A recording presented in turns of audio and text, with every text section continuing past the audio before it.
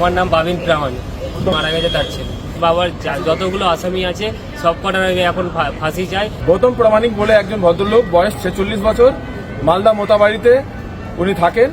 উনি বর্তমানে কলকাতায় চাকরি করতেন। চাকরি কি করতেন? উনি রাস্তার যে কুকুরগুলো, সেই কুকুরগুলোকে রান্না করে খাবারগুলো খাওয়াতেন। সেটা উনি একটা এনজিওর সাথে উনি অ্যাসোসিয়েট ছিলেন। সেই এনজিওর একজন গাড়ি চালক, সেই গাড়ি চালক 11 তারিখ অক্টোবর মাসে 11 তারিখে ওনাকে শাহ আব্দুল কবির, যিনি গাড়ি চালক, আর ওনার সাথে মোহাম্মদ সিকান্দার আর শেখ রাজু আর আরেকজন রয়েছে, এনারা 4 জন মিলে নৃশংসভাবে মেরে তাকে খুন করেছে। প্রথমে উনি ইনজার্ড হন। ওনাকে যখন হসপিটালে নিয়ে আসা হয় এসএসকেএমে, উনি কোমায় থাকেন। কোমাতে থাকার পরে কালকে গতকাল হচ্ছে আপনার কত তারিখ? গতকাল 18 তারিখ উনি মারা যান। 18 তারিখে রাত্রিরে রাত 10:20 18 তারিখে মারা যান। আর মারা যাওয়ার পরেও এখন অবধি 2 জন অ্যারেস্ট হয়েছে মাত্র। সেটা হচ্ছে শাহ আব্দুল কবির আর মোহাম্মদ সিকান্দার।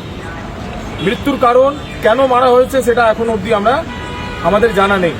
পুলিশ যে ইনকোয়ারি করেছে, এই ইনকোয়ারির মধ্যে যেটা আমাদের যে ওনার যে ছেলে বাবিন প্রামাণিক, উনি যে মামলাটা করেছেন লিখিত, সেই মামলা যে হয়েছে লিখিত, সেই মামলাতে যে আন্ডার সেকশন, যেগুলো সেকশনগুলো দেওয়া হয়েছে বিএনএসে, সেই সেকশনগুলোতে ওনার বাবার যে মৃত্যুতে যারা জড়িত তাদের নামে 307 মামলা দেওয়া নেই।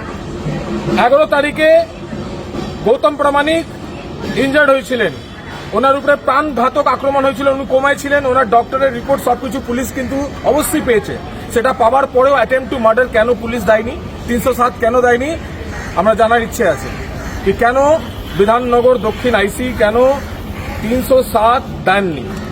গতকাল উনি মারা গেছেন গৌতম প্রামাণিক। এখন অবধি 302, 304 এই মামলাগুলো দেওয়া হয়েছে কিনা আমাদের জানা নেই। আমরা প্রশাসনের কাছে অনুরোধ জানাচ্ছি যে আপনারা নিরপেক্ষভাবে এটাকে তদন্ত করুন। তদন্ত করে এখানে যারা যারা জড়িত, এখন অবধি আজ 19 তারিখ হয়ে গেছে, 11 তারিখে ওকে মারধর করা হয়েছে। এখন অবধি 8 দিন 9 দিন হয়ে গেছে। এই 8-9 দিনের মধ্যে এখনো 2 জনকে ধরতে পারিনি পুলিশ। কেন ধরতে পারিনি সেটা আমরা পরিবারের তরফ থেকে আমরা দাবি জানাচ্ছি। যারা যারা জড়িত তাদেরকে অ্যারেস্ট করা হোক। আর এটা যে খুন, যে মার্ডার করা হয়েছে, একজন পশ্চিমবঙ্গের মধ্যে মালদা থেকে এসে চাকরি করতে, কাজ করতে গিয়ে সেখানে কলকাতার মধ্যে তাকে পিটিয়ে মারা হবে। আর সেটার তদন্ত করতে গিয়ে পুলিশ তাদেরকে সে মানে যে মানে যে ধারাগুলো, যে সেকশনগুলো, সেই সেকশনগুলোতে ফাঁক রেখেছে। এটা আমাদের জন্য অনেক চিন্তাজনক। আমরা অনুরোধ জানাচ্ছি প্রশাসনকে, প্রশাসন নিরপেক্ষ হয়ে যে আমাদের পশ্চিমবঙ্গের মধ্যে মালদা মোতাবাড়ি থেকে একজন এসে এখানে কলকাতা চাকরি করতে গিয়ে, কাজ করতে গিয়ে, রাস্তার কুকুরদেরকে খাওয়াতে গিয়ে তাকে মার্ডার হতে হলো, তাকে খুন হতে হলো। আর যারা মেরেছে, মার্ডার করেছে, তাদের মধ্যে 2 জন এখনো অধরা রয়েছে। এটা আমাদের কাছে কাম্য নয়।